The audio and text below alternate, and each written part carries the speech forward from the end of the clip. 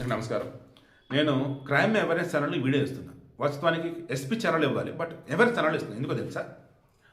భారతదేశం మొత్తం మీద ఎంతోమంది ఎంపీలు ఎమ్మెల్యేలు ఉన్నా కానీ అందులో అసదుద్దీన్ ఓవైసీ అనబడే ఓ వ్యక్తి, ముస్లిం అయినా ఎంఐఎం వ్యక్తి అయినా అతను పాత బస్తీలో వచ్చేసి ఇంకెన్నైనా చేస్తూ ఉండొచ్చు కాక దేశం విషయంలో మొన్న ఆపరేషన్ సింధూర్కు సంబంధించి కొంతమంది ఎంపీల బృందాన్ని విదేశాలకు పంపి ఆపరేషన్ సింధూర్ ఎందుకు చేసామేంటి చెప్పండి అన్నప్పుడు నేను కూడా వస్తా సార్ అని అడిగి మరీ వెళ్ళాడు.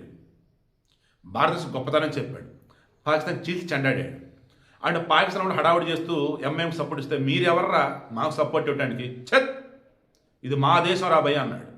ఎస్, వంద మాత్రం పాడడు, ఇంకొన్ని సందర్భాల్లో భారత మాతకి జై అన్నాడు. ఓకే, ఉన్నాయి, మాట్లాడుకుందాం.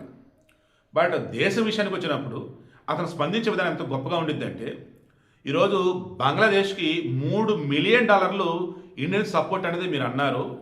ఓకే, దానివల్ల అక్కడ ఉన్నటువంటి హిందువులకి కనీసం కొంతవరకైనా మీరు రక్షణ కల్పించగలిగారా?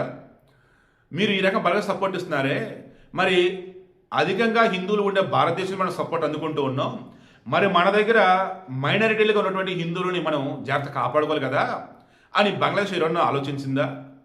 క్రాస్ చెక్ చేసుకున్నారా? హిందువులకి బంగ్లాదేశ్లో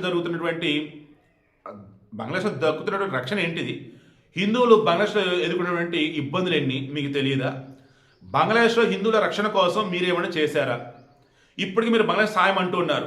సింపుల్ అండి. గాంధీ పాకిస్తాన్లో హిందువులను నానా రకాలుగా ఓచకొత లక్షల మందిని చంపితే, పాకిస్తాన్ ఇండియాకి వస్తున్న రైళ్లలో శవాలను పంపితే వాళ్ళు మరలా దేశ విభజన తర్వాత పాకిస్తాన్ కొంత గ్రాంట్ అయితే వెళ్లాల్సింది మన దేశం నుంచి. అది ఇచ్చేంత వరకు గాంధీ ఊరుకోరా, ఇవ్వాల్సిన డబ్బులు పాకిస్తాన్కి డబ్బులు ఇచ్చేసా అన్నాడు. సో అలా ఇప్పుడు మీరు కూడా హిందువులు నానా రకాలుగా ఇబ్బంది పెడుతుంది బంగ్లాదేశ్, అయినా సరే $3 మిలియన్ ఇవ్వటం మీరు కట్టుబడి ఉన్నారా, ఇస్తారా అని అసదుద్దీన్ ప్రశ్నిస్తున్నాడు. అలా ఒక్క కాంగ్రెస్ వాళ్ళు కానీ ఒక బీజేపీలో ఎవరు ప్రశ్నించారు కేంద్రాన్ని, బట్ నేను ప్రశ్నించాడు. లాంగ్ బ్యాక్ వీడియో అంటున్నారు, బట్ ఇప్పుడు అది వైరల్ అవుతుంది, అయినా సరే అప్రిషియేట్ చేస్తూ ఉన్నా. సో మరలా చెప్తున్నా, ఎంఐఎం ఇంకొక మాట అన్నాడు అసదుద్దీన్, అయ్యా మీరు ఇస్తున్నారు, దాంతో వాళ్ళు ఏం చేస్తున్నారు, తక్కువ ధరకే ఫ్యాబ్రిక్ బట్టలు సప్లై చేస్తున్నారు, అది వచ్చి ఇండియాలో పడుతున్నాయి, ఇండియాలో ఉన్నటువంటి వాళ్ళకి నష్టం అయ్యా అన్నాడు. నిజంగానే బంగ్లాదేశ్లో ఎక్కువగా వాళ్ళు వస్త్రాల మీద ఆధారపడతారు అనమాట. ఎక్కువ వస్త్ర పరిశ్రమ వరల్డ్ వైడ్ మొత్తం ఎక్స్పోర్ట్ అవుతాయి. తక్కువ రేటుకి బట్టలు మన ఇండియాకి వచ్చేస్తున్నాయి. దాంతో ఇక్కడ ఉన్న వ్యాపారాలు అవే కొంటున్నారు. మరి ఇక్కడ ఉన్నటువంటి వాళ్ళు తయారు చేసే బట్టలు ఎవడు కొంటాడు? సో అందుకని నేనేమంటానంటే, మీ పుట్టుక ఏదైనా కావచ్చు, మీ మతం ఏదైనా కావచ్చు, మీరు ఎవరైనా కావచ్చు, ఏ పొజిషన్ ఉండొచ్చు, దేశం ముఖ్యం. దేశంలో ఉన్నటువంటి వాళ్ళంతా కూడా మన వాళ్ళు, ఇది ముఖ్యం. నేను అందుకే చాలాసార్లు ఇదే చెప్తా, మన దేశంలో ఉన్న ముస్లింలు బంగారం రా, ఎక్కడైనా ఎవరైనా ఉండొచ్చు కాక జిహాదీలు, అది వదిలేద్దాం. ప్రపంచ దేశాలన్నీ ఒకలాగా ఉంటాయి, మన దేశంలో ముస్లింలు మాత్రం ఒకలాగా ఉంటారు. అందుకే భారతదేశంలో వచ్చేసి హిందూ ముస్లిం భాయ్ నట్టుకుంటాం.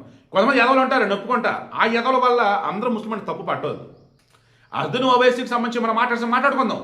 బట్ ఈ విషయంలో మాత్రం దేశం విషయంలో, హిందువుల విషయంలో ఎవరూ మాట్లాడినంత గొప్పగా బంగ్లాదేశ్ని చీల్చి కడిగేస్తూ ఈరోజు అసదుద్దీన్ ఓవైసీ మాట్లాడి మొత్తం వైరల్ అవుతుంది. మరలా వీడియో అటాచ్ చేసి చూడండి. And we have committed $10 billion to the development of Bangladesh. What steps is this government taking to ensure that the Hindus in Bangladesh are protected and temples are protected? And what steps is this government taking to stop this dumping of fabrics from Bangladesh, which is destroying the power loom?